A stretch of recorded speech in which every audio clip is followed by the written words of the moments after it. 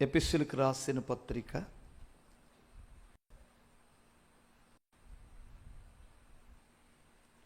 5వ అధ్యాయము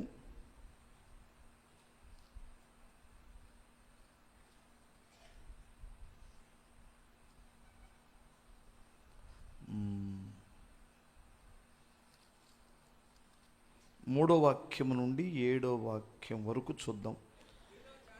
మీలో జారత్వమే కానీ, ఏ విధమైన అపవిత్రతే కానీ, లోభత్వమే కానీ వీటి పేరైనా ఎత్తకూడదు. ఇదే పరిశుద్ధులకు తగినది. కానీ కృతజ్ఞతా వచనమే కానీ మీరు కృతజ్ఞతా వచనమే ఉచ్చరింపవలెను. మరియు మీరు బూతులైనను పోకీరి మాటలైనను సరసొత్తులైనను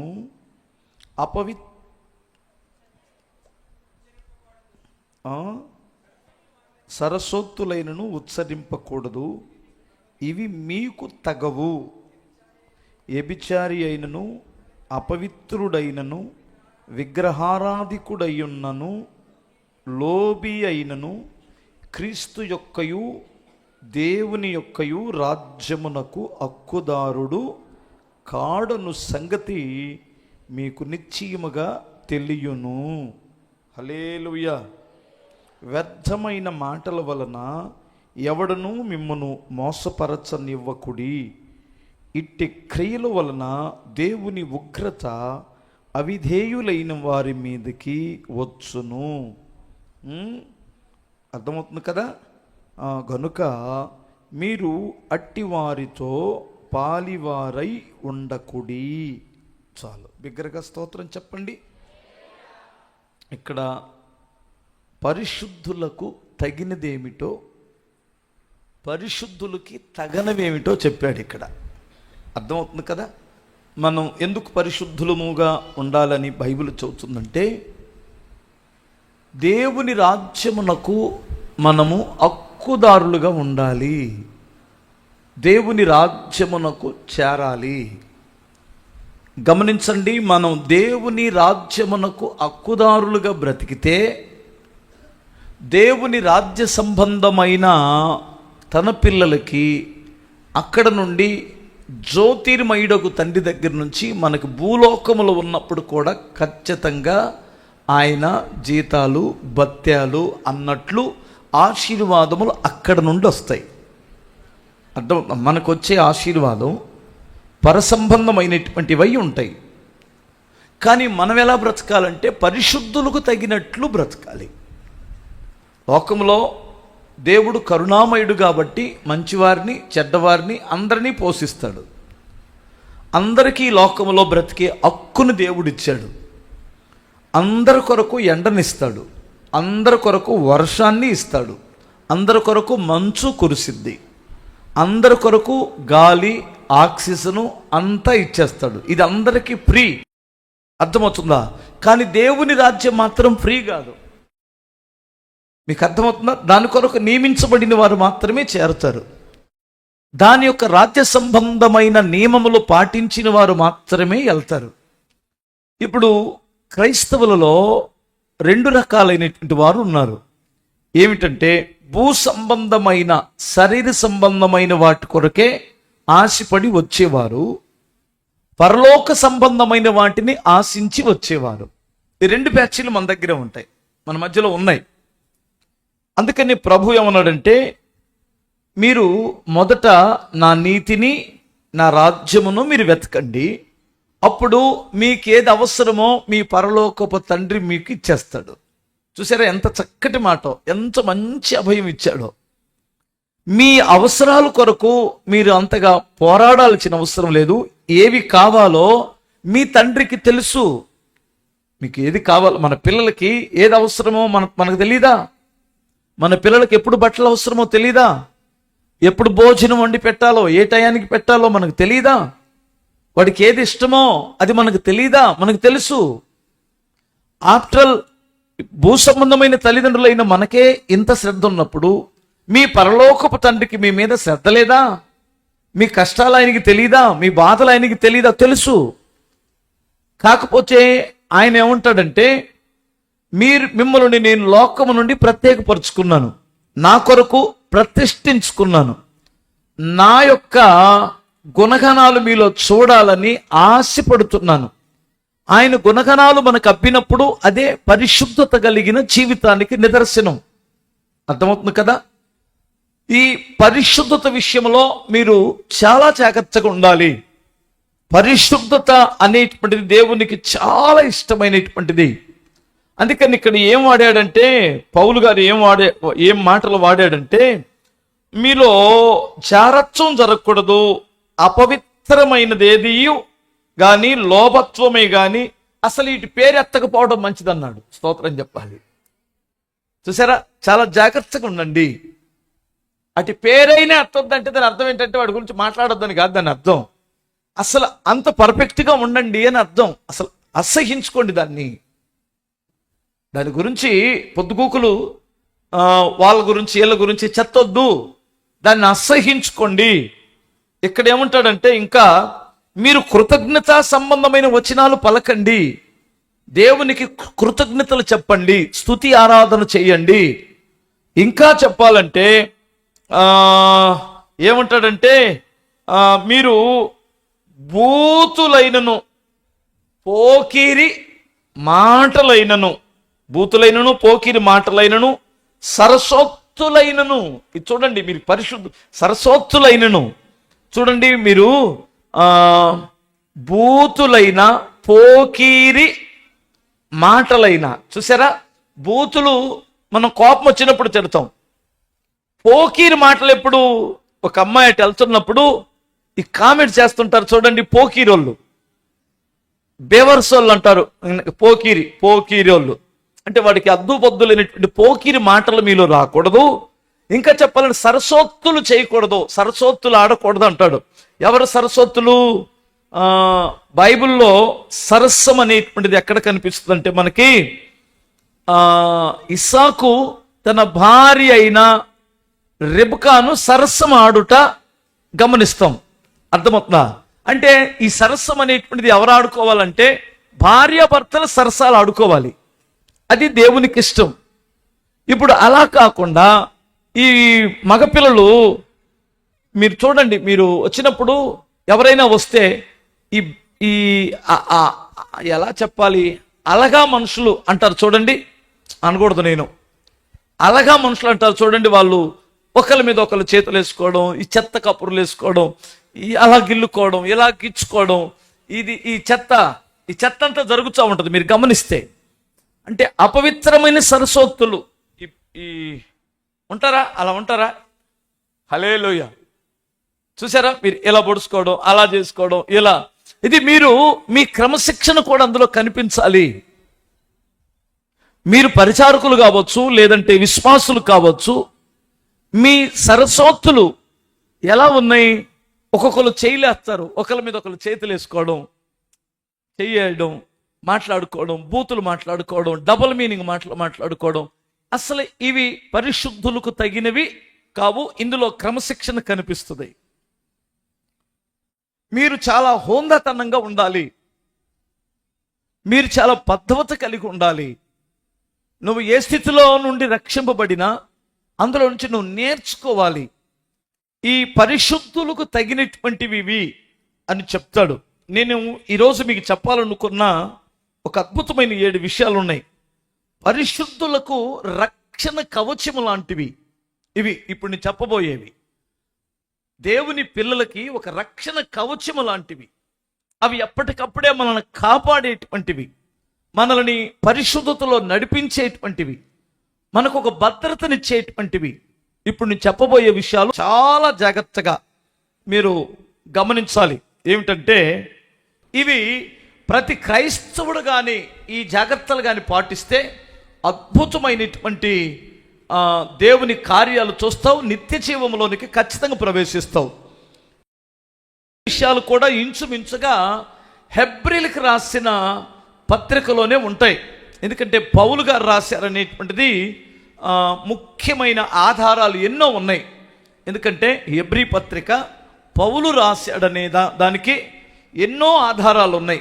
ఆయన హెబ్రీలకు రాసినటువంటి పత్రికలో అద్భుతమైన సంగతులు ఆయన మాట్లాడారు. 2వ అధ్యాయం 1వ వాక్యంలో మొట్టమొదటి జాగ్రత్త చెప్పాడు పౌలు వారికి. ఏమిటది? కావున మనము వినిన సంగతులను విడిచిపెట్టి కొట్టుకొని పోకుండానట్లు వాటి యందు మరి విశేషముగా జాగ్రత్త కలిగి ఉందాము. హల్లెలూయా చెప్పగలరా? ఏంటి ఈ కవచం లాంటిది? ఏంటి? ఏ విషయంలో మనం జాగ్రత్తగా ఉండాలి? మనము వినిన సంగతులను విడిచిపెట్టకుండా వాటిని జ్ఞాపకం ఉంచుకొని జాగ్రత్తగా వాటి ప్రకారం నడుచుకోవాలి కదా. మీకు అనేక విషయాలు పరిశుద్ధాత్మ దేవుడు పూచుకొచ్చినట్టు మనతో మాట్లాడుతున్నాడు కదా వాక్యముల నుండి. కొన్ని నీకు అర్థం కాని విషయాలు తేటగా ప్రభు మాట్లాడుతున్నప్పుడు వినిన సంగతులు విడిచిపెట్టవద్దు. వినిన సంగతులను జ్ఞాపకం ఉంచుకోండి. వినిన సంగతులు ఈ చెవులో విని ఈ చెవుతో విడిచిపెట్టొద్దు. ఎందుకంటే నువ్వు రేపొద్దున అవిధేయులతో పాటు నరకములోనికి వెళ్ళొద్దు, పరలోకములో ఉండాలి. నీ సక్సెస్ అనేటువంటిది భక్తిలో నువ్వు కట్టిన ఇంటి మీద ఆధారపడి లేదు, నువ్వు సంపాదించిన ఉద్యోగం మీద నీ సక్సెస్ లేదు. అర్థమని అనుకుంటున్నావేమో. ఎండి బంగారాలు సంపాదిస్తే భక్తిలో సక్సెస్ అయ్యాను అనుకుంటున్నావేమో. అసలు కుదరదో. మీకు అర్థమవుతుందా? అలా అయితే ధనవంతుడు కూడా చాలా డబ్బు సంపాదించాడు, కోట్లకు పడిగెత్తాడు. ఆ పక్కనే ఉన్నటువంటి ఒక పేదవాడు మూలుగుతూ కురుపులతో కుళ్ళిపోయాడు. కానీ అతను వారి అంతము చూస్తే ఈ పేద లాజరు పరలోకానికి వెళ్ళినట్లు, పరదేశంలోనికి వెళ్ళినట్లు, ఈ యొక్క ఆ ధనవంతుడు నరకములో కాలుతున్నట్లు బైబిల్లో కొట్టొచ్చినట్టు మనకు కనిపిస్తుంది. ప్రభువు చెప్పాడు ఆ సాక్ష్యం. మీలో చాలామంది అనుకుంటున్నారేమో, నేను డబ్బు సంపాదించలేదు కాబట్టి, నేను పేదవాడిని కాబట్టి, నాకు ఇరుకులు ఇబ్బందులు ఉన్నాయి కాబట్టి, నేను దరిద్రాన్ని అనుభవిస్తున్నాను కాబట్టి నేను భక్తిలో సక్సెస్ అవ్వలేదు అని అనుకోమాక. హల్లెలూయా. ప్రియులారా, మీరు గమనించాలి. ఎందుకంటే ఇలాంటివి దేవుడు మరి ఒకరికి ఎందుకన్నా అలా ఇస్తాడు, ఒకరికి ఎందుకు ఇలా ఇస్తాడంటే 2 విషయాలు గమనించాలి. ఏమిటంటే నీకు ఎంతవరకు నీ బరువు మొయ్యగలవో, ఎంతవరకు నువ్వు ఆశీర్వాదాన్ని తట్టుకోగలవో ఆ బరువు మాత్రమే పెడతాడు. 1. 2వది, నీ పేదరికం ఎందుకు నీలో ఉంది అంటే డబ్బు సంపాదించి బాగా సంపాదించినటువంటి వారికి నిన్ను చూసినప్పుడు దేవునికి కృతజ్ఞతలు తెలియచేయడానికి. 3, ఇంకా గమనించాలి, ఈ డబ్బు సంపాదించినటువంటి వారికి శోధన అది. ఎందుకంటే తన ముందు పేదవాడికి సత్క్రియ చూపిస్తాడో లేదో వాడికి అది శోధన, పరీక్ష. ఈ 3 వాడు నెగ్గాలి. హల్లెలూయా చెప్పగలరా? మీకు అర్థమైందా? డబ్బులు ఉన్నటువంటి వాడికి ఎన్ని పరీక్షలో, నీకు ఒక్క పరీక్షలో లేదు. స్తోత్రం చెప్పాలి. నీకు ఎందుకు ఇవ్వలేదు అంటే 1, నీకు తట్టుకునే దమ్ము, బరువు లేదు. ఆ బరువు మోసే దమ్ము లేదు. ఏం బరువు అది? ఏం బరువు వెంకటేశు? ఆశీర్వాదం ఒక పెద్ద బరువైన ఇసుక మూట లాంటిది. స్తోత్రం చెప్పాలి. మీరు అనుకుంటున్నారేమో ఆశీర్వాదం తేలికని, పిచ్చోళ్ళారా. ఆశీర్వాదం అంతా బరువైంది ఇంకొకటి లేదు. పరలోకానికి వెళ్ళాలనుకున్నోడికి అన్నీ ఉంటాయి, ఏమీ తినకూడదు, అన్నీ ఉంటాయి, ఏమి అనుభవించకూడదు. అర్థమవుతుందా? ఎందుకంటే ఎలా ఉంటుందంటే మోకాళ్ళలోతు గడ్డిలో నడిపిస్తూ ఎద్దుని మూతికి చెక్క వేసినట్లు ఉంటుంది. హల్లెలూయా. మీకు అర్థమవుతుందా? మోకాళ్ళలోతు గడ్డిలో నడిపిస్తూ చెక్కం పెట్టుకొని నడిచినట్టు ఉంటుంది డబ్బులు ఉన్నటువంటి వాడి సంగతి. పేదోడి సంగతి ఎలా ఉంటుందంటే అంగుళం గడ్డి ఉన్నా నీ ఇష్టం వచ్చింది పెరుక్కొని తిన్నట్టు ఉంటుంది. స్తోత్రం చెప్పాలి. వీడికేమో అందదు, వాడేమో మెయ్యకూడదు. ఎంతమందికి అర్థమైంది? హల్లెలూయా. ఆడేమో ఆశలు చంపుకోవాలి, ఉంటాయి, పట్టు చీర కట్టుకోకూడదు. ఇప్పుడు బుజ్జ కొంటి మీద ఎంత బంగారం ఉంది? స్తోత్రం చెప్పగలరా? చూసారా? మీకు అర్థం కావట్లేదు. అర్థమైందా? నన్ను చాలామంది మీరు ఎందుకు వాచి పెట్టుకోరు అన్నారు. అంటే వాచి తప్పని నేను అనటం లేదు. నేనేమనుకుంటున్నానంటే నాకు పొద్దుగుకుల చేతులు ఇలా చూపించడం అలవాటు. హల్లెలూయా. ప్రియమైన సహోదరి సహోదరులారా అంటున్నాను అనుకో, పొద్దుగులు ఏం చూస్తావు నువ్వు? నీకేం కనపడదు? నా ఏలు కనపడదు, నేను చూపించేది కనపడదు. చేతుకున్నా వీడికి ఎంత తెచ్చులు అనుకుంటావేమో నా బాధ. హల్లెలూయా. కొన్ని చంపడం చాలా కష్టం. అర్థమవుతుందా? నువ్వు చాలా సంగతులు వింటున్నావు, చాలా సంగతులను నేర్చుకుంటున్నావు. వినిన వాటిని విడిచిపెట్టకుండా కాపాడుకో. ఇప్పుడు నలుగురు గురించి చెప్పారు, 4 హృదయాల గురించి, 4 నేలల గురించి. కొన్ని త్రోవ పక్కన పడితే ఆకాశ పక్షులు ఎత్తుకొని పోయినాయి, కొన్ని రాతి నేలను పడినవి, త్వరగానే మొలిచినవి కానీ అవి ఎండిపోయినాయి ఎండొచ్చినప్పుడు. మరొకటి 3వ ఇత్తనం, అదేంటో ఆ ముళ్ళ పొదలో పడేది, అసలు ఎదగలేదు. కానీ అలాగని ఒక పండు రాలేదు, అలా అని చచ్చిపోలేదు. చావదో బ్రతకదు, పళ్ళు కాయదు, అలా అని చచ్చిపోదు. అటు ఇటు కాకుండా బ్రతుకు. కొన్ని మంచి నేలను పడి కొన్ని 30దంతలుగా, కొన్ని 100అంతలుగా, 60దంతలుగా, కొన్ని 100అంతలుగా ఫలించిందన్నాడు. దాని అర్థం ఏమిటంటే ఈ 3 చెవులు, 4 చెవులు ఇవి. హల్లెలూయా. 4 హృదయాలు. ఒకటేమో అశ్రద్ధగా ఉండి ఎక్కడికి వచ్చి సెల్లు చూసుకొని పోగొట్టుకునేది. దుష్టుడు ఆకాశ పక్షి అనగా దుష్టుడు ఎత్తుకొని పోతాడు, నువ్వు ఫలించకుండా ఉండునట్లు. కొన్ని అప్పటికప్పుడే బాగానే ఉద్రేకంతో వాళ్ళని పట్టుకోలేం. 3 రోజులు అసలు అన్ని ప్రార్థనలు కనపడతారు, ముందు వరుసలో కూర్చుంటారు. ఒక 4-5 నెలలు మీరు గమనిస్తే అర్థమవుతుందా? అసలు అన్నిటిలో పాల్గొంటారు, పరిచర్యలో పాల్గొంటారు, అసలు ప్రార్థనా బృందంలో జాయిన్ అయిపోతారు. అబ్బాబ్బాబ్బాబ్బాబ్బా, అసలు వాళ్ళని పట్టుకోలేమమ్మ నా తల్లి, అసలు దేవా తండ్రి ఎక్కడే ఉండాలని పిలుస్తుంది నాకు, అమ్మో అయ్యో యేసయ్యా అని అంటారు. తర్వాత కనపడరు. ఏమయ్యారు ఇల్లు? చూసారా? మీరు గమనించారా? వీళ్ళ ఉద్రేకత కాస్తంత వాక్యము నిమిత్తమై శ్రమ వచ్చినప్పుడు, కాస్తంత కష్టం వచ్చినప్పుడు ఇక కనపడరు వాళ్ళు. 3వ విత్తనం ఏమిటంటే అవి పోవు రావు, ఎవరికి ఉపయోగం ఉండదు, ఒక్క పండు కూడా ఇవ్వదు. మీకు అర్థమవుతుందా? ఎందుకంటే దాన్ని ముళ్ళ పొదలు అన్నిచ్చి వేస్తున్నాయి. ముళ్ళ పొదల కింద, నీడ కింద ఉన్నటువంటి చెట్టు ఎప్పుడు ఫలాలు రావు, దాని ఏమి కాపు కాయదు. అక్కడ మామిడి చెట్టు ఉందే, మామిడి చెట్టును చూస్తే మీకు చాలా ఆశ్చర్యం వేస్తుంది. గమనించండి, ఇటువైపు నీడ కింద ఉంది, షెడ్ కింద ఉంది, సగం ఎండలో ఉంది, సగం తడవదు, సగం మాత్రమే తడిసిద్ది, సగం ఎండ రాదు, సగం ఎండ వచ్చింది, సగానికి మంచు పడదు, సగానికి మంచు పడిద్ది. అర్థమవుతుందా? ఈ రెండింటితో తేడా ఏమిటంటే ఈ షెడ్ వేయక మునుపు చెట్టంతా కాసింది. అది షెడ్ వేసిన తర్వాత ఇప్పుడు 2 సంవత్సరాల నుండి ఇటువైపు ఒక్క పూత రాదు, ఒక్క పిందె కూడా పడదు. రేపు కూడా చూడండి, మీకు మరలా వస్తుంది. రేపు అదేంటి ఫిబ్రవరి మార్చిలో కాపు వస్తుంది, జనవరి నుండే. అటువైపు విస్తారమైన కాపు వస్తుంది.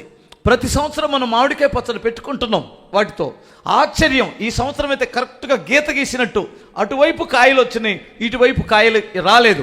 ఎందుకంటే దీనిని మరొక నీడ అణిచివేస్తుంది.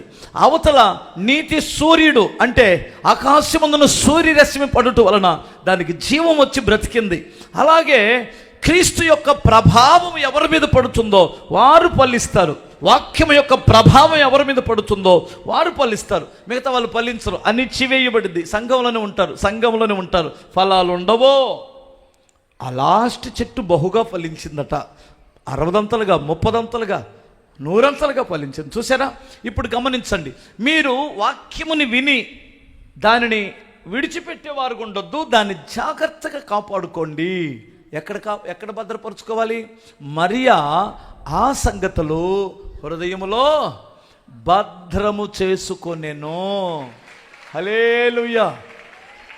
దేవదూత గాబ్రియేలు చెప్పిన మాటలు ఏమండి, పరలోకము నుంచి వచ్చిన వర్తమానమును తన గుండెల్లో భద్రము చేసుకుందట మరియా. మీకు అర్థమవుతుందా? ఇప్పుడు పరలోకము నుంచి వచ్చినటువంటి ఈ అద్భుతమైన సత్యాన్ని ఎక్కడ భద్రం చేసుకోవాలి, ఎక్కడ స్టోరేజ్ చేసుకోవాలి మనం? చెప్పరేంటమ్మా? గీదకి అర్ల పొట్టు అని ఉంటుంది, మీకు తెలుసా? మేకలకి అర్ల పొట్టు ఉంటుంది, తెలుసా? అర్ల పొట్టు ఉంటుంది, అర్ల పొట్ట స్తోత్రం చెప్పాలి. కట్టుకోండి అడగండి, కోసేవాడిని అడగండి. పొట్టలో 2 రకాలు ఉంటాయి, అరల పొట్టు ఉంటుంది, మామూలు పొట్టు ఉంటుంది. ఇప్పుడు తిన్నటువంటి మేత డైరెక్ట్గా ఎక్కడికి వెళ్ళిద్దంటే డైరెక్ట్ జీర్ణకోశంలోనికి వెళ్ళదు. దానికి అరల పొట్టలోనికి వెళ్ళిపోయింది. ఫస్ట్ అరల పొట్టలోకి వెళ్ళి ఒక ధైర్యం ఉంటుంది, టక టక టక టక టక కొరుక్కొని తినేస్తుంది. మేక కానీ, గేదె కానీ, మరి గొర్రె కానీ, ఏదైనా ఈ జాతులకు సంబంధించినటువంటివి. నెమరేసే ఏ జంతువు అయినా ఓకే, అరల పొట్టలోకి వెళ్ళిన తర్వాత ఇంటికి వచ్చి శుభ్రంగా నీళ్లు తాగి ఇవ్వాల్సిన పాలు ఇచ్చేసి పడుకొని అప్పుడు నెమరేసిద్ది. ఈ నెమర అనేటువంటిది ఏమిటంటే పళ్ళు దురదలు పుట్టి ఇట్లా అంటలేదు, పళ్ళు దురదలు కదా అవి. అరల పొట్టలో ఉన్నటువంటి ఆ భోజనాన్ని, ఆహారాన్ని ఉండలుండలుగా మరలా బయటకు తీసుకొని వచ్చి మెత్తగా నమిలి ఆ సారాన్ని మింగుతూ ఎంజాయ్ చేసిద్ద గేద. స్తోత్రం చెప్పాలి. ఎవరైనా గేదెలు మేపినటువంటి వాళ్ళు ఉన్నారా? ఉంటే చేతులు ఎత్తండి. అందరు తాగేవాళ్ళే. మేపేవాడెవడు? స్తోత్రం చెప్పగలరు. అసలు నాకు ఆశ్చర్యం ఏమిటంటే పల్లెటూరులో కూడా గేదెలు తీసేశారు.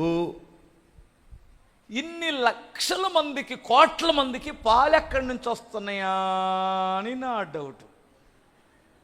ఇది ఒరిజినల్ పాలేనా మనం తాగుతుందని ఇంకొక డౌట్, అనుమానం. ఎందుకంటే ఇప్పుడు జనాభా ఇన్ని లక్షలు ఉంటే గేదెలు తగ్గిపోయినాయి. ఒకప్పుడు జనాభా తక్కువ ఉన్నాం, గేదెలు ఎక్కువ ఉన్నాయి.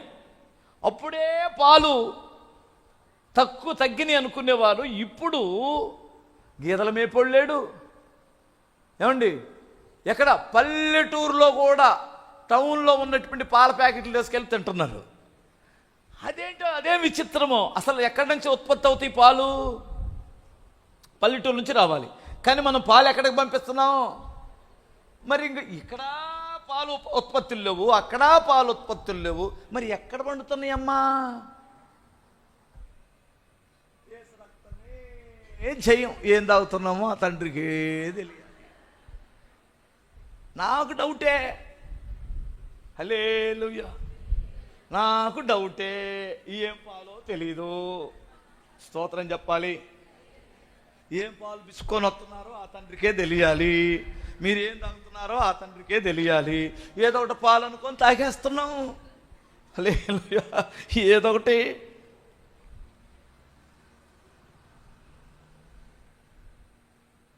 నాకు తెలిసి సారాయి తయారు చేసినట్టు ఇది పాలు కూడా ఏమైనా తయారు చేస్తున్నారు అని డౌటు. నా డౌట్ మాత్రమే. ఎందుకంటే అంతకుముందు కళ్ళు తీసి అందరికి పోసేవాళ్ళు. తర్వాత ఏం తయారు చేశారు? సారాయిని ఈ అరటిపళ్ళు అవి వేసి ఒక కుండలో పెట్టి, కుండలోంచి ఒక కుండలో పెట్టి, ఆ కుండలోంచి ఒక ఆవిరి వచ్చి అదంతా ఏదో సారాయి అయిందని చెప్తారు. సారాయి వచ్చేది. ఇప్పుడు ఇంతమందికి సారాయి వస్తుంది, అదే బ్రాందీ వస్తుంది. బ్రాందీ అన్న దాని పేరేంట్రా? చీప్ నిక్కరా,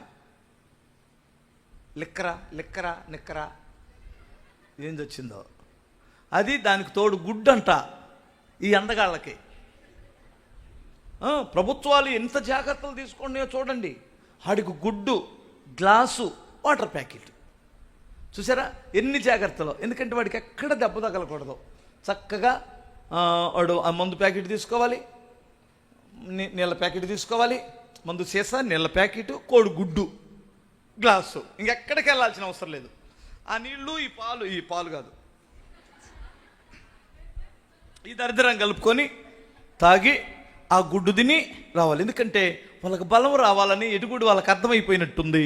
ఇంటికి వచ్చిన తర్వాత ఈ అమ్మాయి గంటతో తీసుకొని తంతుంది, గుడ్డు పెట్టదో గడిది గుడ్డు పెట్టదో అర్థమవుతున్నా, వీడికి అదన్ని ఇద్దామని ఇస్తున్నారు.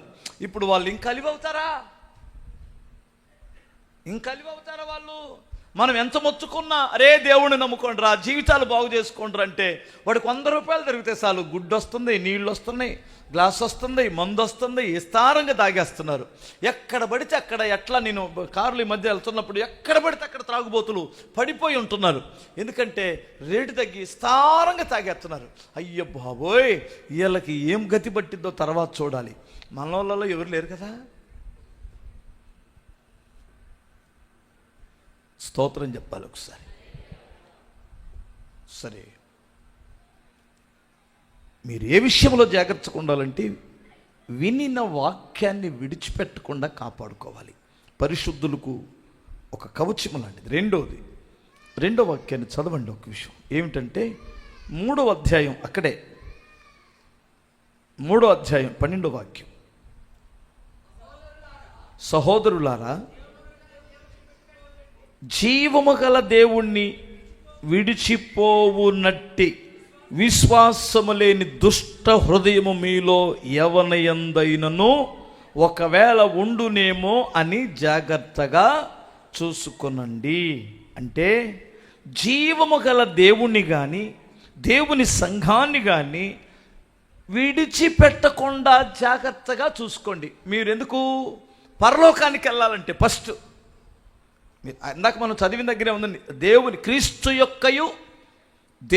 యొక్కయు క్రీస్తు యొక్క రాజ్యమునకు మీరు హక్కుదారులు కావాలంటే మీరు దేవుణ్ణి కానీ దేవుని సంఘాన్ని కానీ విడిచిపెట్టకూడదు. హల్లెలూయా. నీకు ఇష్టమైనప్పుడు రావడం, కష్టమైనప్పుడు విడిచిపెట్టడం, అలా ఉండుట వలన నీ జీవితంలో దేవుని రాజ్యమునకు హక్కును విడిచిపెట్టుకుంటున్నావు. లేదు, దేవుని ఆశీర్వాదమునకు వారసుడు కావాల్సి నువ్వు దూరం అవుతున్నావు. నేనేమంటానంటే, ఎందుకు విడిచిపెట్టాల్సి వస్తుంది సంఘాన్ని నువ్వు ఎందుకు విడిచిపెడతావు? ఏదో ఒక కారణం ఉండుండొచ్చు. సహజంగా నువ్వు విడిచిపెట్టడానికి కారణం చూడండి. మీరు ఆలోచిస్తే ఎందుకు విడిచిపెడతారు? సంఘానికి, దేవునికి ఎందుకు దూరం అవుతారు? దేవుణ్ణి ఎందుకు విడిచిపెడతారు? సంఘాన్ని ఎందుకు విడిచిపెడతారంటే 2 కారణాలు ఊరికి గుర్తు చేస్తాను మీకు. చిన్న కుమారుడికి ఆస్తి ఇచ్చినప్పుడు తండ్రిని విడిచిపెట్టి వెళ్ళిపోయాడు, అవును కదా? ఆడికి డబ్బు వచ్చిన తర్వాత అహం వచ్చేసింది. డబ్బు వచ్చిన తర్వాత వేరుగా వెళ్ళిపోవాలనే తలంపులు వచ్చినాయి. ఎందుకంటే ఇంకా వారి మీద గిట్టట్లేదు, తండ్రి మాట అంటే అస్సలు గిట్టట్లేదు. ఆ డబ్బు లేనప్పుడు చూడండి, ఆ సహోదరుడు మాట అంటే గిట్టట్లేదు. శివమ్మ ఎక్కడున్నావు? ఎక్కడుంది శివమ్మ? నాకు ముఖం కనపడింది నిద్ర వచ్చినట్టు. అదుగో, నిద్రపోయే మనిషి కనపడిందంటే వాళ్ళల్లో ఖచ్చితంగా శివమ్మ అయ్యి ఉండాలి నా లెక్క. స్తోత్రం చెప్పాలి ఒకసారి.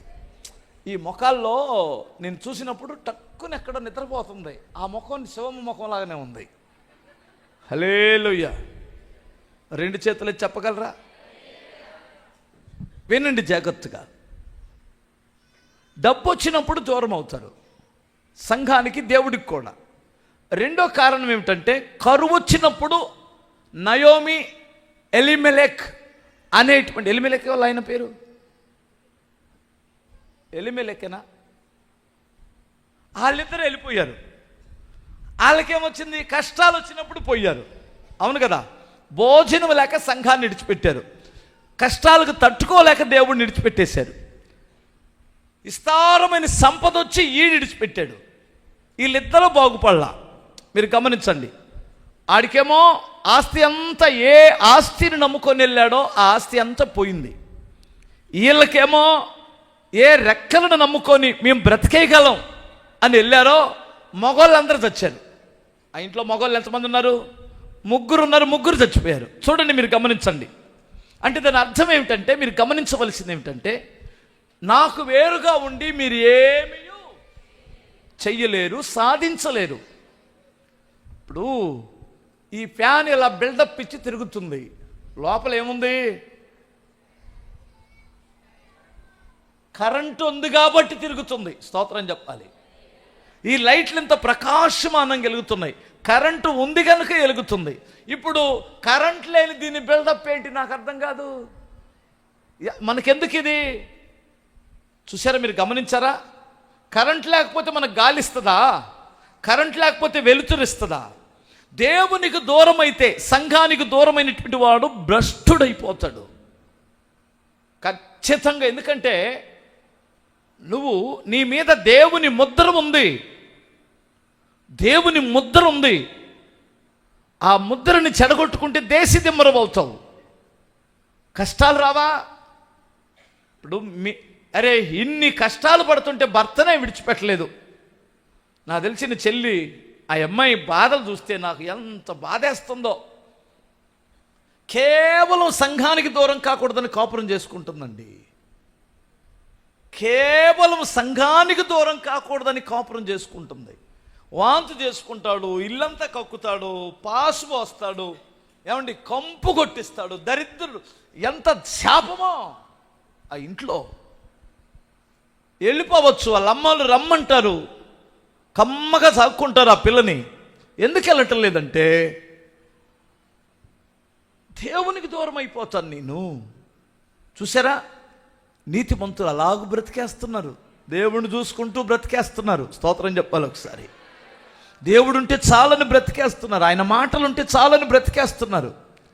కానీ కొంతమంది అన్ని సౌకర్యాలు ఉండి, అంతా ఇంట్లో ప్రశాంతంగా ఉండి కూడా దేవునికి దూరం అయితే ఎంత భ్రష్టులైపోతారో అని బాధేస్తుంది. హల్లెలూయా చెప్పగలరా? ఇంకొకసారి చెప్పండి. చూడండి, కొన్ని ఉద్యోగాలలో ఎన్ని తిట్టులు తిడతారో. అవునా? చెప్పరేంటమ్మా, తిట్రా? కొంతమంది పోలీసులు లేదా కొంతమంది ఈ జాబులు చేసేటువంటి వారు వాళ్ళ టార్చర్కి తట్టుకోలేక ఆత్మహత్యలు చేసుకునే వాళ్ళు కూడా ఉన్నారు. అంటే జాబులో ఎంత టార్చర్ ఉందో ఈ మధ్యకాలంలో తెలంగాణ పోలీసులు దాంట్లో చెప్పారు, వార్తల్లో చూశాను నేను. పోలీసులండి, వాళ్ళు బాగా చదువుకొని లక్షల మందిలో వారు పరిగెచ్చో లేదంటే ఎగ్జామ్స్ రాసో జాబులు సంపాదించుకుంటే వారితో చేపించే పని అంట ఫామ్ హౌస్ల్లో పని చేపిస్తున్నారంట. అర్థమవుతుందండి? ఇంకా వాళ్ళ ఇళ్లలో కూరగాయలు తెప్పిస్తున్నారంట, బాత్రూములు కడిగిస్తున్నారంట. ఆ స్త్రీలందరూ, పోలీసు వారి భార్యలందరూ కలిసి ధర్నాలు చేస్తున్నారు. చూసారా ఎవరైనా వార్తలో? నువ్వు పోలీసు అయిన భార్యవేగా, చూసి ఉంటావు కదా. వాళ్ళందరూ కలిసి ధర్నాలు చేస్తున్నారు. ఎందుకంటే మమ్మల్ని ఎందుకు మా భర్తలను ఇంత వెట్టి చాకిరి చేపిస్తున్నారని. ప్రియులారా, మీరు గమనించండి, వాళ్ళు జాబ్ విడిచిపెట్టేశారా? హల్లెలూయా. ఇంకొకసారి చెప్పగలరా? జాబులో ఎన్ని రిస్కులు ఉంటాయో తెలుసా? కర్మజాలకు ఒక అరెస్ట్ చేసి లోపల పెట్టారనుకో, 4 దెబ్బలు వేయాలి కదండి. 4 దెబ్బలు వేసిన తర్వాత వాడికి ఏదో రోగం ఉండి చస్తాడనుకో, లాకప్ డెత్. పొద్దున్నే పేపరు. వాళ్ళకి విపరీతమైన హింస. జాబ్ వద్దనుకుంటున్నాడా? హల్లెలూయా చెప్పగలరా? 2 చేతులే చెప్పండి. యాడ్లో ఎంత హింస ఉంటుందో తెలుసా ముఠావాడికి? అర్థమవుతుందా? వర్షం వస్తే ఎక్కడైనా ఒక్క నెట్టు తడిసిందో పచ్చి బూతులు తిడతారు. తిట్టడా? ఏం పేతురు? పచ్చి బూతులు తిడతారు. తడవకూడదు. బస్తాలు కొంటే అవి రాత్రి తెల్లారిపాటికే తీసుకెళ్ళి గూడెంలో పెట్టేసేయాలి. నువ్వేం చేస్తావో మాకు అనవసరం, ముఠావాడి మీద ఉంటుంది ఆ బాధ. ఎల్లలేదో బిడ్డ, మామూలుగా ఉండదు. అసలు ఎవడు తిట్టులు తినకుండా బతకగలిగినటువంటి వాడు నాకు తెలిసి ఆటో ఆయన కనపడ్డాడు. స్తోత్రం చెప్పాలి. తెలుసా మీకు ఆ విషయం? ఏ తిట్టులు తినకుండా ఉండాలంటే అక్కడ కొబ్బరి బాండాలు పెట్టుకోవాలి, లేదంటే పునుగులు పెట్టుకోవాలి, ఇడ్లీ పెట్టుకోవాలి, ఏదన్నా సొంత వ్యాపారం పెట్టుకోవాలి. కానీ అక్కడ 4 ఉన్నా సరే 5వ వాడు వెళ్ళి పెడతాడు. అక్కడ 1000 రూపాయలు బేరం అయింది అక్కడ ఉన్నోడికి. ఈ 4 ఐదులు పెట్టేసరికి తలా 200 వస్తాయి. బేరం తలా 200 అయింది. అర్థమవుతుందా? వీడి ప్రెస్టేజీకి వ్యాపారం చేస్తున్నాను అంటున్నాడు, కానీ మళ్ళీ వీడికి డబ్బులు లేక రోజు వారి దగ్గర మీటర్ వడ్డీలు తీసుకొచ్చేస్తారు. పైపెచ్చు అందరికి చెప్పేది ఏంటంటే, ఏం చేస్తున్నానంటే వ్యాపారం. ఏంది నీ వ్యాపారం? అర్థమవుతుందా? ఆ వ్యాపారం కంటే ఆ సున్నపొచ్చులు అందిస్తే చాలు అనుకుంటున్నాను నేను. రోజుకి 800 రూపాయలు కూలి ఇస్తున్నారు సున్నబొచ్చులోడికి. అవునా కాదా? 800 రూపాయలు. ఏది నీకు ఎందులో లాభం వస్తుంది? వినండి మీరు జాగ్రత్తగా. అంటే బ్రతకడానికి ఈ రోజున చాలా మార్గాలు ఉన్నాయి, కానీ పోటీ తత్వాల్లోకి వెళ్ళిపోయి గందరగోళం అయిపోతున్నారు. తిట్టులు తినని పాట. ఇంకా నేను చెప్పనా, ఇంకా ఎవరి చేత తిట్టులు తిన్నటువంటి వాడు ఎవడంటే సోమరి అయిన చెడ్డదాసుడైన పాస్టర్కి అంత సుఖం ప్రపంచంలో ఎవడకలేదు. సోమరి అయినా చెడ్డ దాసుడా అన్నాడు. ఈడెవ్వరు తిట్టులు తినడం, అసలు కదిలిచ్చడు. ఈయన్ని ఎప్పుడు లేస్తాడు, ఎప్పుడు అసలు వీడికి నిద్ర కోసమే పుట్టాడు, వీడు తిండి కోసమే పుట్టాడు. అర్థమవుతుందండి? ఒక్క మాట అనకూడదు, ఎవరు బాధ కలగకూడదు, ఏ పని చేయకూడదు. ఆడికి చక్కటి ఏసీ రూమ్ ఒకటి ఇచ్చి 1000 మంది సంఘం, అది ఆదివారం మాత్రమే వాక్యం చెప్పే అధికారం ఇచ్చి, ఏసీ కారు ఒకటి ఇచ్చి, బంగ్లా ఒకటి ఇచ్చి, చక్కగా ఒక భార్యనిస్తే అర్థమవుతుందా? ఆదివారం మాత్రమే వాక్యం చెప్పి మిగతా రోజుల్లో హ్యాపీగా ఏసీ రూమ్లో ఉండి ఏసీ కారులో సరదాగా అలా విజయవాడ అలా అలా వెళ్ళొస్తూ, అర్థమవుతుందా? అప్పుడప్పుడు వీలైతే ఇలా చేసే పాస్టర్ గారు అయితే ఎంత బాగుంటుంది కదరా. అది నాకు తెలిసి ఒక్క సాతానుగాడు మాత్రమే అలాంటి సేవ ఇస్తాడు. దేవుడు మాత్రం అలాంటిది ఇవ్వడం. ఎందుకంటే నాకు తెలుసు ఆ విషయం. స్తోత్రం చెప్పాలి. 2 చేతులు చెప్పగలరా? ఇంకొకసారి చెప్పగలరా? ప్రియులారా, మీరు గమనించండి. నేను ఇక్కడే 2013 వరకు దోంతార కట్టుకొని పట్టుకున్నాను. ఇక్కడే పడుకున్నా. స్తోత్రం చెప్పాలి. చుట్టూ నీళ్ళు వచ్చాయి, దోమలు. ఏమండి, ఇంకా ఇక్కడికి వచ్చరికి ఆ జీబు పోయినట్టుంది. స్టార్టింగ్లో ఒక జీబు ఉండేది నాకు. ఆ జీబు ఏంటంటే, ఈ టాటా సుమోలకి ఎక్కడెక్కడ ఇంజిన్ ఆయిల్ తీసేసి పక్కన పెడతారో ఆ ఇంజిన్ ఆయిల్ అంతా పెద్ద డబ్బాకు తీసుకొచ్చుకొని వెనకాల పెట్టుకునేవాడిని నేను. ఎందుకంటే అది 30-40 కిలోమీటర్ల పోగంలోనే ఒక 2-3 లీటర్లు మళ్ళీ ఇంజిన్ ఆయిల్ పోయాలి. ఆయిల్ కాదు, డీజిల్ కాదు పోసేది. ఏం పోయాలి? ఇంజిన్ ఆయిల్ పోయాలి. తగ్గిపోయింది. రెండోది, దానికి ఎన్నిసార్లు క్లచ్ ప్లేట్లు వేసినా క్లచ్ ప్లేట్లు పనిచేయవు. ఇప్పుడు మన పట్టాపురం రైలు గేట్ ఉంది కదా, సీతమ్మ కాలనీ దగ్గర. ఆ రైలు గేట్ ఎక్కాలంటే అందరం దించేవాడిని. నేనే డ్రైవర్ అప్పుడు. అందరి నుంచి మీరందరూ వెనకాల నెట్టండి, ఎక్కిద్దనేవాడిని.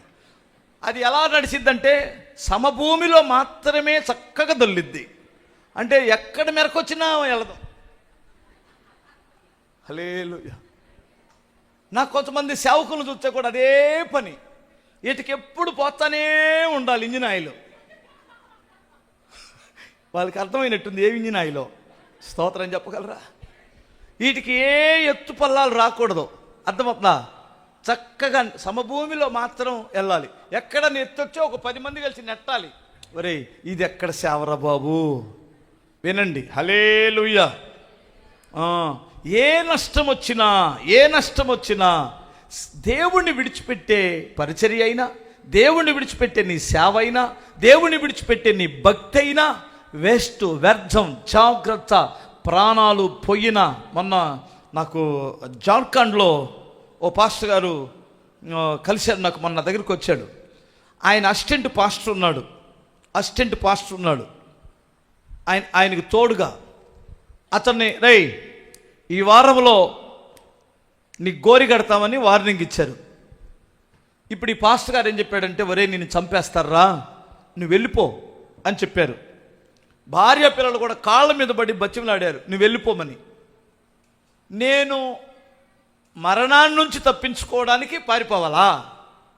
నేను అందుకొచ్చాను సేవకి అంటే నన్ను వాళ్ళు చంపేస్తారని పారిపోవాలా?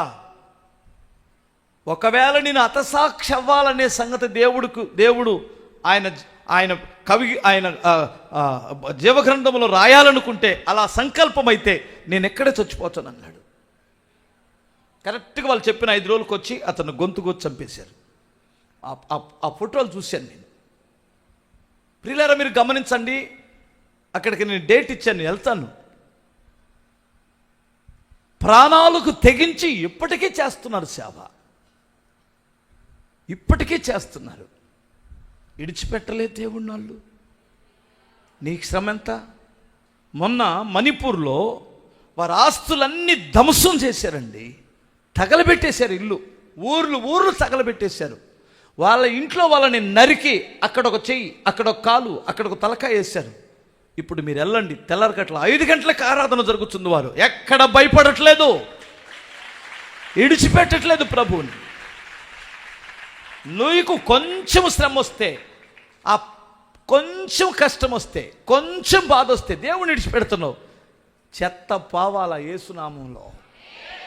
ఇలాంటి చెత్త పోవాల యేసునామంలో. అర్థమవుతుందండి?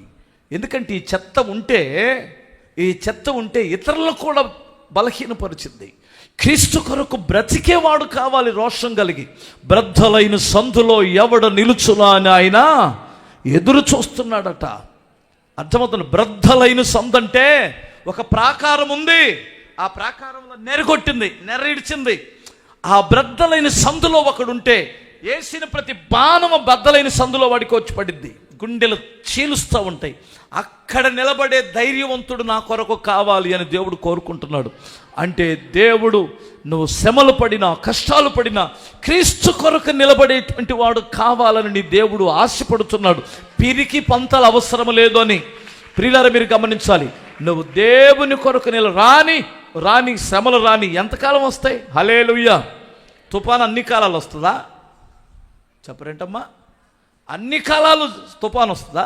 జ్వరం ఎన్ని రోజులు వచ్చింది నీకు? సంవత్సరం నుంచి వస్తుంది కదా. ఎన్ని రోజులు వచ్చింది? మొన్న 4 రోజులు, మహా అంటే 5 రోజులు వచ్చింది, పోయింది కదా జ్వరం. జలుబు ఎన్ని రోజులు వచ్చింది? జలుబు చేయడం మంచిది. ఎందుకో తెలుసా? నీకు ఇమ్యూనిటీ పెరిగిద్ది. స్తోత్రం చెప్పాలి. నీకు జలుబు చేసి వెళ్ళిపోయిందంటే నీలో ఆ బలం వచ్చేసింది. సామాన్యమైనటువంటి బలం కాదు. అందుకదా మనకు కరోనా వచ్చిన వెంటనే మళ్ళీ కరోనా రాలేదుగా. ఎందుకని చెప్పరే? కరోనా వచ్చి బ్రతికామో, పోయినోడు పోయాడు, బ్రతికున్నోడికి ఇమ్యూనిటీ పెరిగింది. మీకు ఒక విషయం తెలిసిన, ఫస్ట్ వేలో నాకు కరోనా వచ్చింది. రెడ్ జోన్ పెట్టేటప్పుడు నాకు వచ్చింది, ఓసన్నకు వచ్చింది, ప్రసన్నకు వచ్చింది, ఓకే, ముగ్గురికి వచ్చింది ఫస్ట్ వేవ్లో.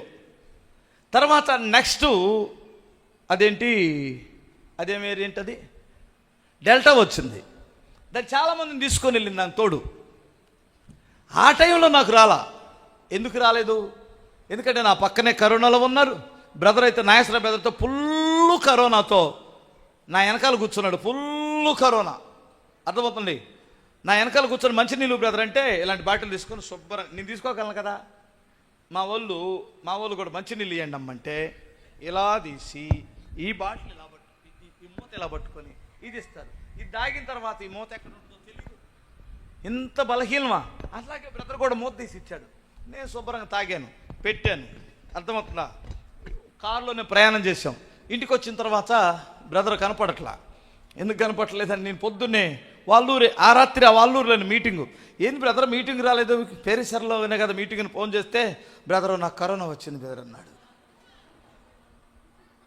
మీకు అర్థమైందా? తర్వాత నా పక్కనే ఇంకొకరు ఎవరో ఉన్నారు. సరే, నాకు డౌట్ వచ్చింది. బ్రదర్ ఉన్నాడు కదా, రేపు ఆగి ఎల్లుండు చేయించుకుందామని 2 రోజులు ఆగి మళ్ళీ కరోనా టెస్ట్ చేస్తే నాకు లేదు. ఎందుకు లేదు అని విచారిస్తే ఆల్రెడీ వచ్చిపోయింది కనుక మీకు రాదన్నారు. ఏమొచ్చింది? బాడీలోకి ఇమ్యూనిటీ పెరిగింది. స్తోత్రం చెప్పగలరా? శ్రమలకు వచ్చినటువంటి వాడు, శ్రమలకి ఏం పెరిగిద్ది? మనకే ఇమ్యూనిటీ కాదు, విశ్వాసం పెరిగిద్ది, ఆత్మీయత పెరిగిద్ది, విధేయత పెరిగిద్ది. మీరు దేవుణ్ణి విడిచిపెట్టకుండా జాగ్రత్తగా చూసుకోండి. కఠిన హృదయాలు మీకొద్దు. హల్లెలూయా. 3వ విషయం చెప్పు ఒకసారి చదువు. 3వ వాక్యం, 3వ అధ్యాయం 15వ వాక్యం చదువునానా?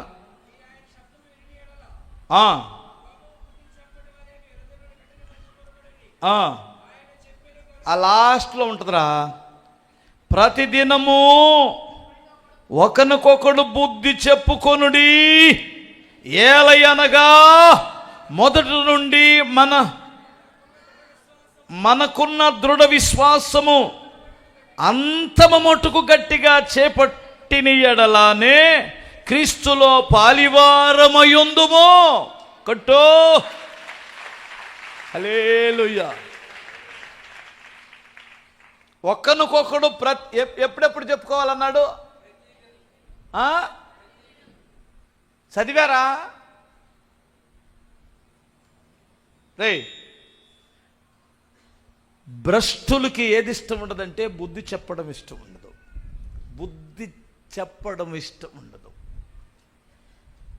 విధేయులకి నేర్చుకోవాలనుకున్నప్పుడు పైకొచ్చేటువంటి వాడికి బుద్ధి మాటలు మూర్ఖులకి గిట్టవు. స్తోత్రం చెప్పాలి. బుద్ధి చెప్పుట, ప్రతిదినము మీరు ఒకరికొకడు హల్లెలూయా చెప్పొచ్చా? మిమ్మల్ని ఒక మాట అడగనా? అన్నయ్య, నా సహోదరి, నా తోటి పరిచారకురాలు, నా తోటి విశ్వాసి, నా ఆత్మీయ తండ్రి, నా నావికుడు, నాకు బుద్ధి చెప్పడం నాకు ఇష్టమే అన్నటువంటి వారు చేతులు ఎత్తండి. అల్లుళ్ళు చెప్పమన్నానా? మీ సమ్మతి ఏంటో తెలియజేయమన్నాను. చేతులు ఎత్తండి. అది అందరు కాదు, బుద్ధి చెప్తే నాకు మంచిదన్న. ఓకే, నాకు బుద్ధి చెప్తే మహామంట అన్నటువంటి వారు కూడా చేతులు ఎత్తండి.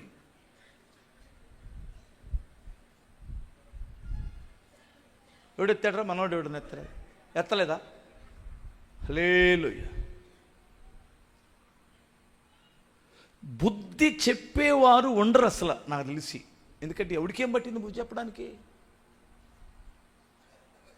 బుద్ధి చెప్పగలిగిన వాడు తండ్రి ఒక్కడు చెబుతాడు, తల్లి చెప్పింది, అన్న చెబుతాడు, మన సొంత అన్నయ్య చెబుతాడు, తమ్ముడు చెబుతాడు అన్న తప్పు చేస్తే, ఇంట్లో వాళ్ళు చెబుతారు. నా అనుకున్నటువంటి వారు ఒకరికొకరు బుద్ధి చెప్పుకుంటారు. భార్యకి భర్త చెబుతాడు, భర్తకి భార్య కూడా బుద్ధి చెప్పింది. ఎందుకంటే వాళ్ళు చెడిపోతే నా కుటుంబం పాడైద్ది, నా భర్త చెడిపోతే నేనే కదా పాడవుతాను, నా పిల్లలు చెడిపోతే నేనే కదా పాడవుతాను, మా కుటుంబమే కదా పాడైద్ది, నా బిడ్డలు ప్రయోజకులు అవ్వాలి, నా భర్త 10 మందిలో తలెత్తుకొని తిరగాలంటే నేను బుద్ధి చెప్పాలి, నువ్వు చేస్తే మంచి పని కాదు అని భార్య చెప్పింది. ప్రేమించి దారిని పోయాడు ఏం చేస్తాడు? కొసకొసలాడతాడు. అర్థమవుతుందా? గంజాయి గంజాయి దాగి పిల్లలు తిరుగుతున్నప్పుడు ఎవడ బుద్ధి చెబుతున్నాడు? చెబుతున్నారా? ఎవడని చెబుతాడా బుద్ధి? బుద్ధి చెప్పేవాడు నిన్ను ప్రేమించేవాడు అని అర్థం. నువ్వు ప్రయోజకుడు అవ్వాలని. హల్లెలూయా చెప్పగలరా? ఓ మాట చెప్పనా మీకు?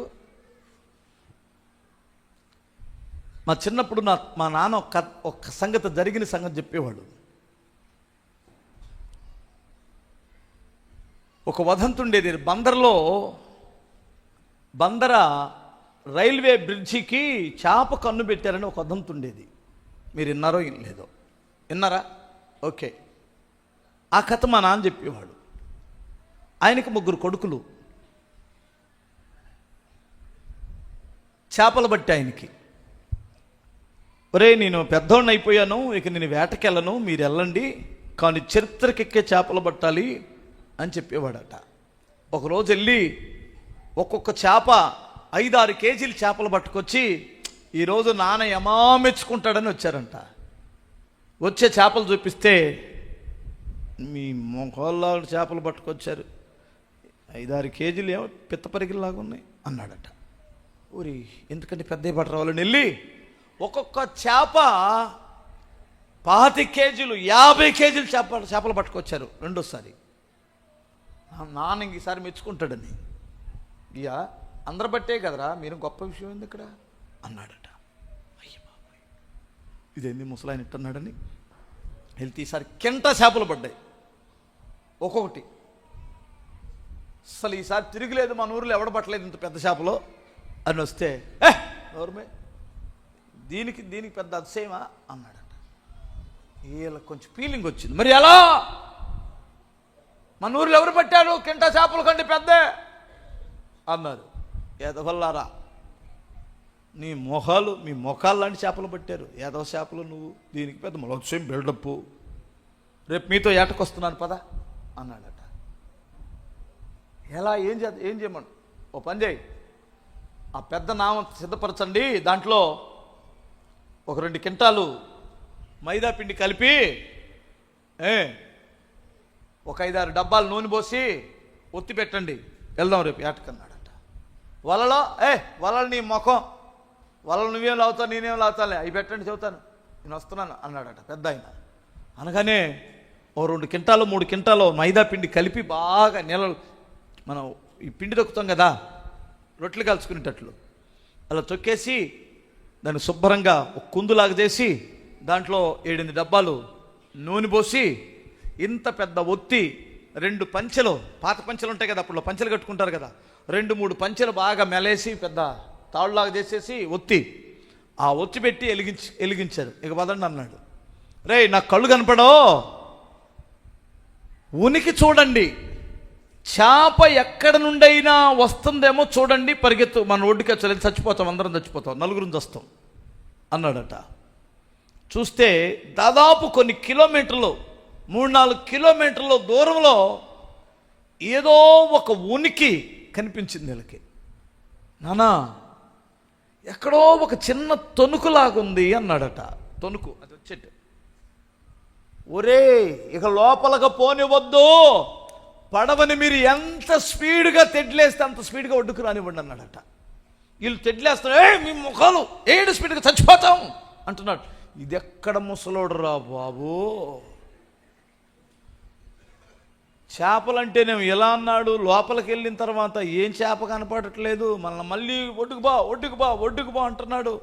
ఏదో చరిత్రకెక్కే చేపలు పడతాడంట అనుకున్నారేమో. మరి చస్తామంటున్నాడుగా, పెద్ద ఆయన కదా, ఆయన మాట తీసుకోవాలి కదా. వాళ్ళ నాన్న మామూలుడు కాదు, మొత్తం మీద తెడ్డేసుకుంటూ బయటకు వచ్చేసారు. స్పీడ్గా వచ్చి ఒడ్డు మీదకి వస్తే తుడుచుకొని రోడ్డు దాని ఇసుకలోకి వచ్చి పడింది పడవ.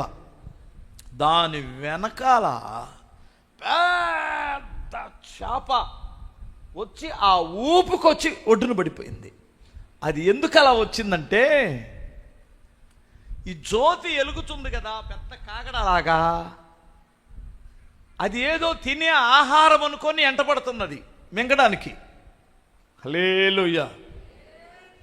ఈ ఆ ఉనికిని కనుక్కున్న వీరు ఒడ్డుకొచ్చారు, అది వచ్చి ఒడ్డు మీద పడిపోయింది. ఒడ్డు మీద పడగానే ఇంకా కదలలేదు కదా, అంత పెద్ద చేప, భారీ చేప ఎక్కడ కదిలిద్ది? ఇక పట్టుకొని మోగులేసుకొని కట్టేసుకుంటేనంటండి, ఆ చుట్టుపక్కల వారు వచ్చి విస్తారమైన 2-3 రోజులు ఆ మాంసం నరుక్కొని, అర్థమవుతుందా, నరుక్కొని కుప్పలు కుప్పలు తీసుకొని వెళ్ళారంటే ఒక సైడ్ కూడా తరగలేదు. ఆ వాటి ఎముకలు ముళ్ళుంటాయి కదా, అవి కొన్ని కిటికీలకి దారుబందరాలకు ఆడుకున్నారని చెప్తాడు మా నాన్న. స్తోత్రం. ఆ కథది, అది జరిగిన సంగతాన్ని చెప్తాడు. చరిత్రకెక్కారంట వాళ్ళు. స్తోత్రం చెప్పగలరా? ఏంటి అలా చూస్తున్నారు? వీళ్ళు కానీ ఏ సోది అనకేం తెలుసమ్మా, కింటా చేపల కంటే పెద్దవి అంటే ఇప్పుడు మనం చెప్పుకునే వాళ్ళం కాదు దాని గురించి. కొన్నిసార్లు నీ తల్లి, నీ తండ్రి, నీ ఆత్మీయ నాయకులు బుద్ధి చెప్పేవారు ఉండటం వలన నువ్వు గొప్ప ప్రయోజకుడు అవుతావు. మూర్ఖుడు బుద్ధి మాటలుగా చెవి యొగ్గడంట. ఎవడరా మూర్ఖుడు? బుద్ధి మాటలకి చెవి యొగ్గడు. వాడికి అసహ్యత కలిగించింది. మంచి చెప్పినా వాడికి చెడ్డగానే ఉంటుంది. బైబిల్ చెబుతుంది, మీరు ఒకరికొకడు ప్రతిదినము, అవసరమైతే ప్రతిదినము బుద్ధి చెప్పుకోండి, బుద్ధి చెప్పుకోండి. హల్లెలూయా. మీరు చెప్పుకుంటారా? చర్చిలో బుద్ధి చెప్తారా? ఆడ వస్తువు సరిగా లేదనుకో బుద్ధి చెబుతారా? ఏంటిది ఇటు చేయకూడదు, ఇలా మాట్లాడకూడదు, ఏంటి చెత్త, ఏంటి చెత్త కబుర్లు, ఏంటది అట్లా మాట్లాడొచ్చా? నువ్వు విన్నావా? వినకుండా చెత్త మాటలు మాట్లాడొచ్చా? నీ చెవుల్లో నుంచి నువ్వు విన్నావా? సరే పద, వాడి గురించి మాట్లాడే కదా, నువ్వు విన్నావు కదా, అన్నను అడుగుదాం పద. శామ్యూల్ అన్న గురించి మాట్లాడుకుంటున్నావుగా, నువ్వు ఇటు చేసావంటగా, మాట్లాడదాం పద. ఒరిజినల్ అయితే పద అంటాడు. లేదంటే నేను ఆయన కాదు వేరే వాళ్ళు చెప్తున్నాను, నాకు తెలీదు అంటాడు. ఈ చెత్త కప్పులు నువ్వు ఎందుకు చెప్తావు? లేనిపోయింది కొనుక్కొచ్చుకుంటావు అని బుద్ధి చెబుతారా? చెప్పరా? అమ్మా నేను అనేది మీకు అర్థమవుతుందా? స్తోత్రం చెప్పండి.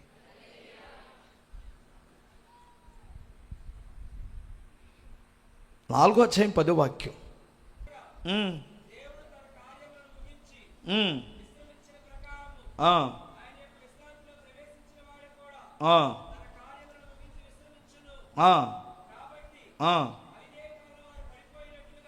అవివేకముగా వారు పడిపోయినట్టుగా మనలో ఎవడు పడిపోకుండా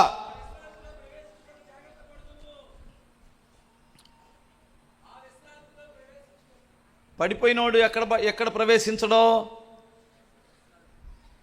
పడిపోకుండా నిలుచున్నవాడు ఎక్కడికి ప్రవేశిస్తాడో? విశ్రాంతిలో. ఓకే, ఇప్పుడు ప్రభువు దేవుని వాక్యం ఏం సెలవిస్తుందంటే, వారు పడిపోయినట్లు మనము పడిపోకుండా జాగ్రత్త పడుదుము. స్తోత్రం చెప్పాలి. అర్థమవుతుంది కదా మీకు? వారు ఏమయ్యారు అంటే పడిపోయిన బ్యాచ్ ఒకటి ఉంది. దేవదూతలు కూడా త్రోయబడినవి. లూసిఫర్ అనే దూత దేవుడి దగ్గర ఉన్నాడట. ఎక్కడ? మండుచున్న రాళ్ల మధ్యలో సంచరించేవాడు. సామాన్యుడు కాదు. అతడు అభిషేకించబడిన కెరూబు, దేవదూత. వాడు మనస్సులో గర్వించి త్రోయబడ్డాడట. ఇశ్రాయేలు ప్రజలు విమోచించబడ్డారు. పరలోకము నుండి వచ్చే మన్నాను తిన్నారు. బండ నుండి నీళ్లు త్రాగారు. దేవుని షకీనా మేఘములో కాపాడబడ్డారు. సుఖభోగాలు, దేవుని సన్నిధిలో సుఖ సంతోషాలు అనుభవించారు. కానీ వారు పడిపోయారు.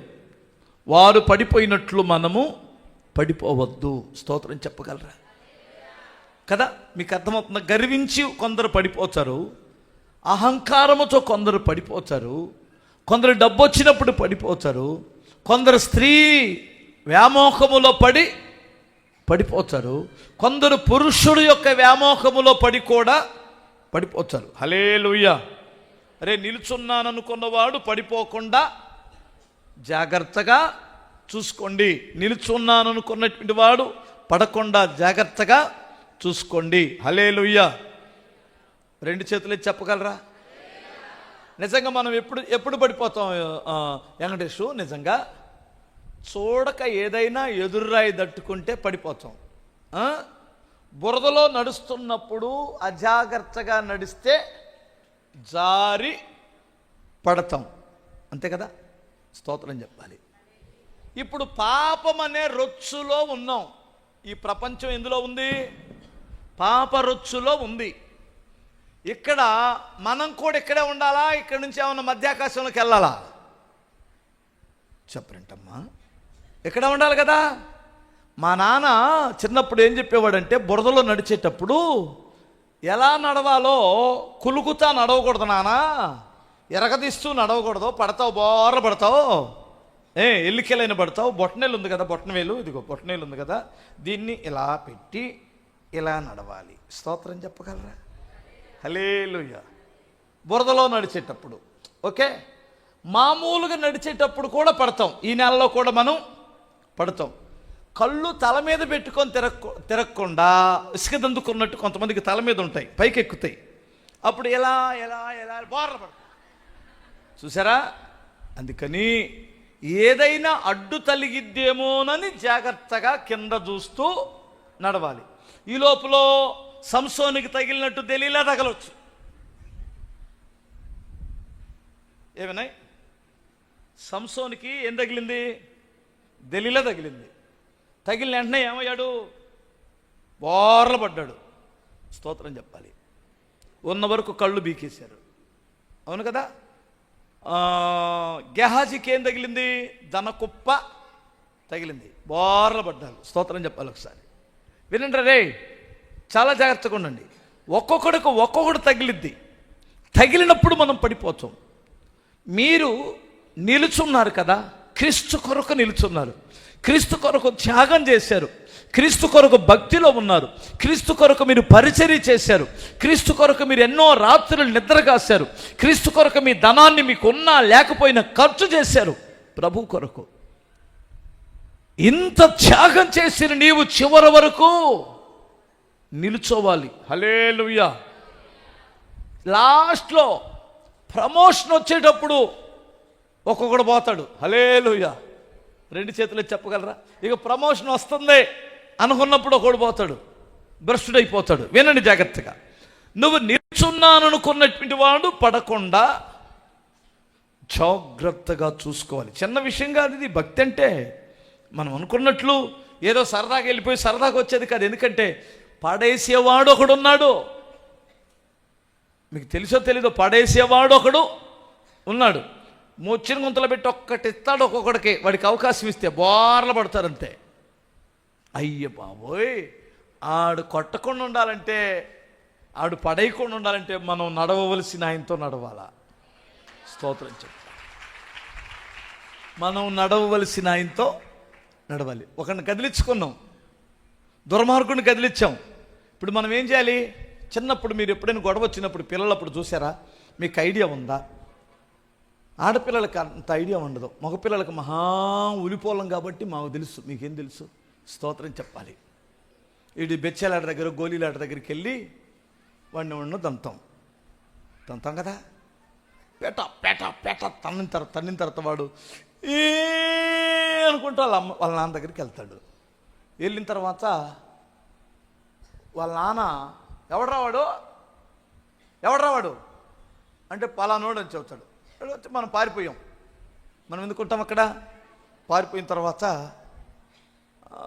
ఎప్పుడన్నా రోడ్డు మీద కనపడినప్పుడు నానా ఇడిగిడిగిడిగిడిగిడి ఈడే అని అంటాడు. తప్పుడు పరిగెత్తి మన నాన్న దగ్గరికి వెళ్ళి ఇలా చూస్తాం. మీరు గమనించారా? వాళ్ళ నాన్న చేతిలో పడితే మనల్ని తంతాడని మనం ఎక్కడికి వెళ్తాం? మన నాన్న చాటుకి వెళ్తాం. వెళ్ళిన తర్వాత వాడేం చేస్తాడంటే, నువ్వు ఇట్లా చెబుతాను ఇక్కడికి రారా అంటాడు. ఈడేమంటాడు తెలుసు? వాళ్ళ నాన్న చాటు నుండి నువ్వేరా. మీకు అర్థమైందా? అరే ఆ కొట్టు దగ్గరికి వెళ్ళారంటే నువ్వు కూడా రా అంటాడు. మీకు అర్థమైందా? మీకు ఎందుకు అప్పుడు దాకా నువ్వు రమ్మని చెప్పనోడు ఇప్పుడు ఎందుకు చెప్తున్నాడంటే, నువ్వు కూడా రా, నేను వెళ్తాను అంటాడు. హే నిన్న దాకా వెళ్ళావు, నేను ఒక్కడిని వెళ్ళను, నువ్వు కూడా రా అంటాడు. ఈడు అస్సలు విషయం చెప్పడం, తన్నకూడనోడిని ఒకడిని తన్నాడు. మళ్ళీ వాడు తన్నిస్తాడని, వాడి బ్యాచ్ ఒకటి ఉంటుందని, వాడి బృందం ఒకటి ఉంటుంది, అందుకని నువ్వు కూడా రా అనేది. ఎందుకంటే వాడు తంతాడని. వీళ్ళ నాన్నతో ఉన్నాడంటే ఎవడదన్నాడో స్తోత్రం చెప్పాలి. ఆడిని తన్నిన నువ్వు మీ నాన్న విడిచిపెట్టావో మూడిద్ది. అందుకనే తన్నకూడనోడిని తన్యాం. వాడి దెప్ప లేచిపోయింది. స్తోత్రం చెప్పాలి. ఇప్పుడు మన నాన్నతోనే ఉండాలి.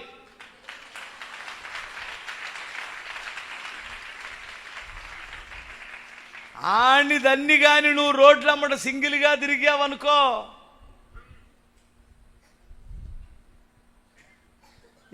వేయటం తలకాయ పగిలిపోయింది. ఇంక తలకాయ పగిలిందంటే చర్చికి రాను, కీర్చికి రాను. అక్కడ వాడు మంచోడు కాదు, ఈడు మంచోడు. మైండ్ పోయింది ఈడికి. అలే ఎవడు కొట్టాడో కానీ ఈ మధ్య రోజు డైలాగ్ చెప్పారు ఏదో, ఎవడు కొడితే తలకాయ దిమ్మ తిరిగిపోయింది అంట కదా. ఎవడు కొడితే తలకాయ దిమ్మ తిరిగిపోయిందంట.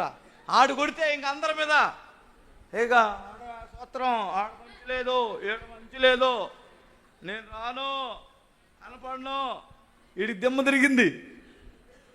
మీకు కూడా ఏమైనా తిరిగిందా? తిరగలేదు కదా. ఆడు కొడితే తిరిగిద్ది. స్తోత్రం చెప్పాలి. ప్రియులారా మీరు గమనించండి, నా మాటలు మీకు అర్థమవుతున్నాయి అంటారా? పరిశుద్ధులకి ఏమండి రక్షణ కవచము లాంటి అద్భుతమైన విషయాలు ఇవి. స్తోత్రం చెప్పాలి.